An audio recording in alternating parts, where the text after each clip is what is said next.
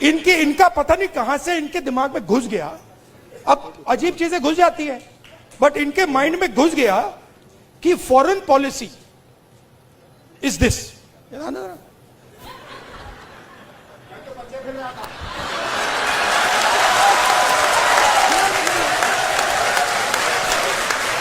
अब पता नहीं किसने डाला, कहां से घुसा कि भाई फॉरेन पॉलिसी का मतलब इमेजिन, इनके माइंड में घुस गया कि फॉरेन पॉलिसी इज दिस।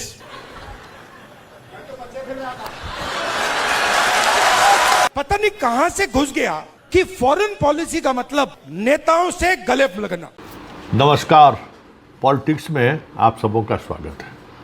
और आज हम पॉलिटिक्स में बात राहुल की उस पॉलिटिक्स की कर रहे हैं जिस पॉलिटिक्स के सहारे आप कह सकते हैं कि राहुल दशकों संघर्ष के बाद आज पहली बार जिस कॉन्फिडेंस में वो लवरेज दिख रहा है मोदी और शाह के लिए आने वाले समय में सत्ता और सियासत में बने रहने को लेकर सवाल खड़े होने लगे तो कोई बड़ी बात नहीं होगी।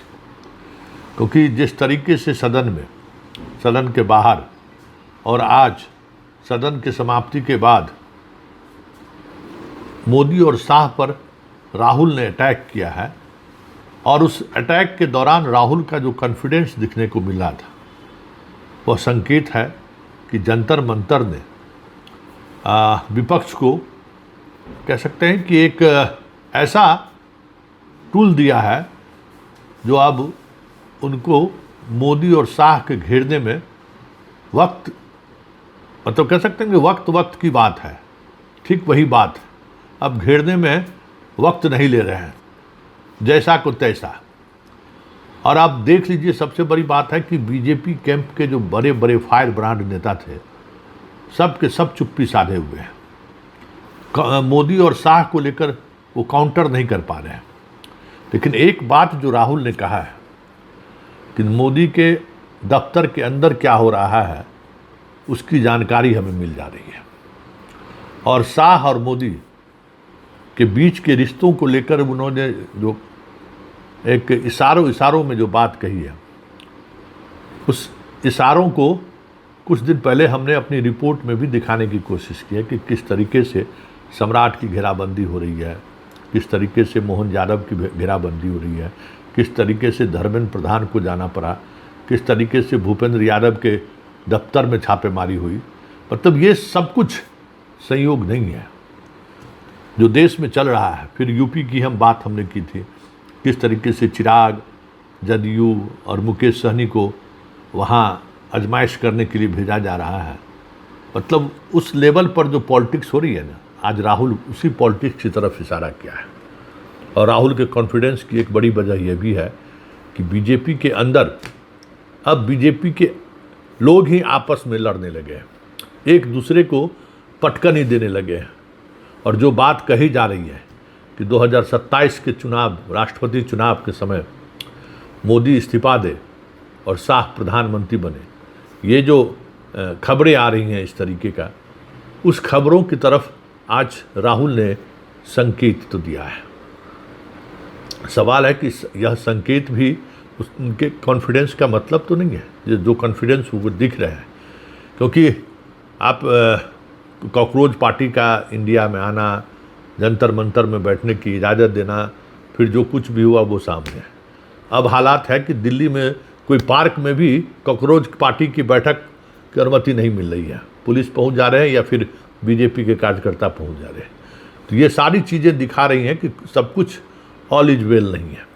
ऐसे में राहुल का सीधे सीधे मोदी पर हमला करना विदेश नीति के सहारे और फिर उनकी जो अर्थनीति है उसके सहारे, फिर शाह और मोदी के बीच का जो कन्फ्लिक्ट है उसको जिस तरीके से आज एड्रेस किया है कार्यकर्ताओं के बीच, कहीं न कहीं वह कॉन्फिडेंस राहुल में, मतलब विपक्ष के नेता के रूप में अगर हम कहें, पहली बार देखने को मिला है। और ये कॉन्फिडेंस आने वाले समय में शाह और मोदी के लिए मुश्किलें खड़ी कर दे तो कोई बड़ी बात नहीं होगी। इन सभी बिंदुओं पर ज़रा सुनिए राहुल किस तरीके से मोदी और शाह को घेरने की कोशिश की है। कैसे राहुल ने मोदी के दफ्तर तक पहुंच होने की बात कर पूरे बीजेपी को असहज करने की कोशिश की है। जो काम मोदी और शाह पहले किया करते थे कांग्रेस के अंदर, ऐसा लग रहा है कि वो काम अब राहुल करने लगे हैं। मतलब बीजेपी की पॉलिटिक्स, मोदी के बारे में यही कहा जाता है कि मोदी बीजेपी के अंदर की पॉलिटिक्स नहीं करते हैं, वो विपक्ष की पॉलिटिक्स करते हैं। तो आज राहुल का अंदाज कहा जा सकता है कि राहुल अब बीजेपी की पॉलिटिक्स शुरू कर दिया है। बीजेपी के अंदर का जो वो कन्फ्लिक्ट है, उस कन्फ्लिक्ट को जिस मजबूती से आज उन्होंने रखा है, जो अभी मीडिया संकेत में कहीं एक छोटे से कोने पर छाप दिया करता था, आज राहुल ने उसको एक बड़ा स्पेस दे दिया है। वैसे सिर्फ इसी बात को लेकर नहीं, आज मीडिया पर भी जिस तरीके से अटैक किया है, पूरा मीडिया बैकफुट पर है। और अब आने वाले समय में जो सवाल राहुल ने खड़ा किया है कि आप मुझसे सवाल करते हो, सरकार से सवाल क्यों नहीं करते हो, यह सवाल जन जन तक, मतलब आप मुखिया तक उठने लगे, प्रमुख तक उठने लगे, पार्टी के कार्यकर्ता उठाने लगे मीडिया से, तो ये भी कोई बड़ी बात नहीं होगी।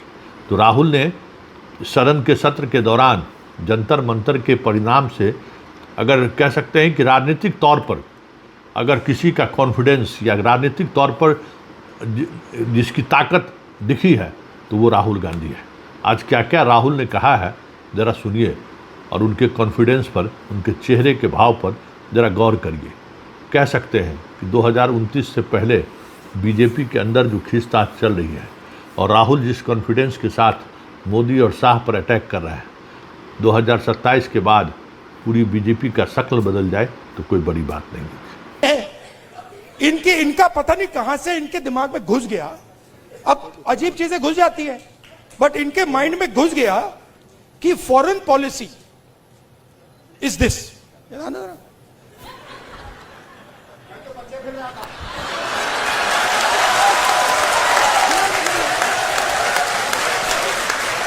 अब पता नहीं किसने डाला, कहां से घुसा कि भाई फॉरेन पॉलिसी का मतलब इमेजिन, इनके माइंड में घुस गया कि फॉरेन पॉलिसी इज दिस।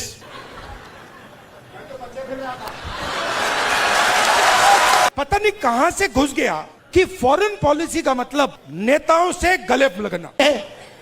इनका पता नहीं कहां से इनके दिमाग में घुस गया। अब अजीब चीजें घुस जाती है, बट इनके माइंड में घुस गया कि फॉरेन पॉलिसी इज दिस।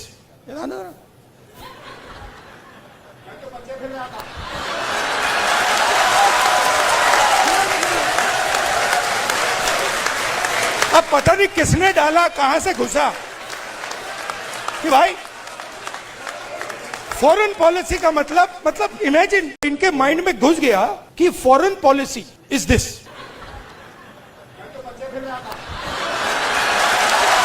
पता नहीं कहां से घुस गया कि फॉरेन पॉलिसी का मतलब नेताओं से गले लगना।